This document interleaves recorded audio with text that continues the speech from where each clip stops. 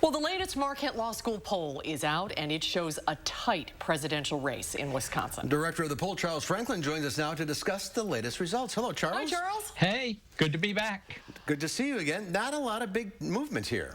No, we're really seeing a pretty close but consistent Biden lead. If you look at the polling since May, we've had Biden ahead by 4, by 6, by 5, and in this latest poll by 4. It's 47-43, with 4% for the Libertarian, Joe Jorgensen. And that, leaves about 6% who are saying they're undecided. This steady mid-single digits lead by Biden has been with us actually for a long time, but it is, tightened ever so slightly over the last 2 months. But the margin of error is plus or minus 4.3, so it's not much real movement. It's right within the margin. Are there any undecided voters out there? It's about 6% on the likely voter question. It's a little bit bigger if you expand it to all registered voters. And there's some individual groups that are more undecided. So if you look at pure independents, then there's more people who are undecided in that group, but it's only less than 10% of the electorate.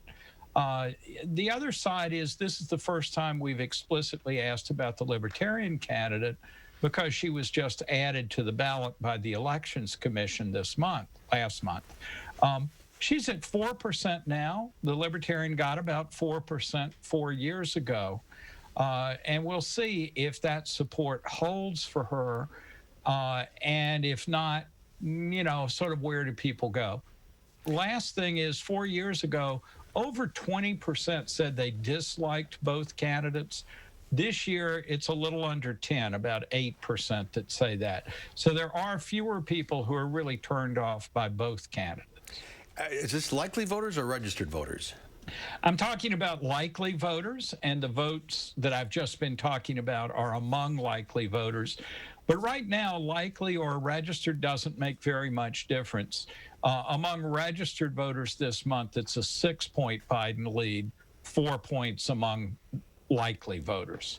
You also asked people, does Trump care for people like you, like myself?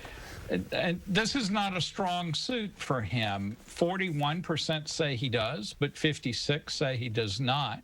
With Joe Biden, it's 48% that say he does care, but 45% say he does not. And those two numbers haven't moved much at all since June when we asked it before the convention. So, there's not much of a convention bounce in our data at all. You also asked about Governor Evers' approval rating. He has fallen off a bit this month. He was at 57% approval, 37% disapproval in early August. He's now at 51-43. That puts him back at almost exactly where he was in January and February before the coronavirus hit. His approval numbers shot up as the virus hit and were quite high last month, but a 6-point decline in his job approval this month. Does that surprise you? Yeah, that's interesting.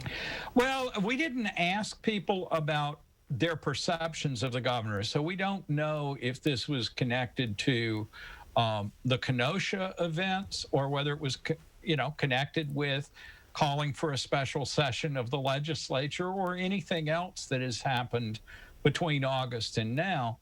But what we do see is that 6-point dip in approval.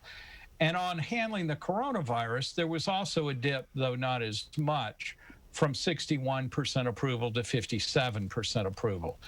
So he's down a bit, but I think the overall job approval has now returned to sort of where he was before the last 6 or 8 months of crisis.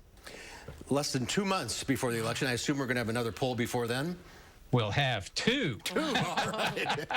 This is your time of the year. It is. Charles, thanks for being with us today. Interesting numbers as usual. Thank you. Thank you, Charles. Great to see you.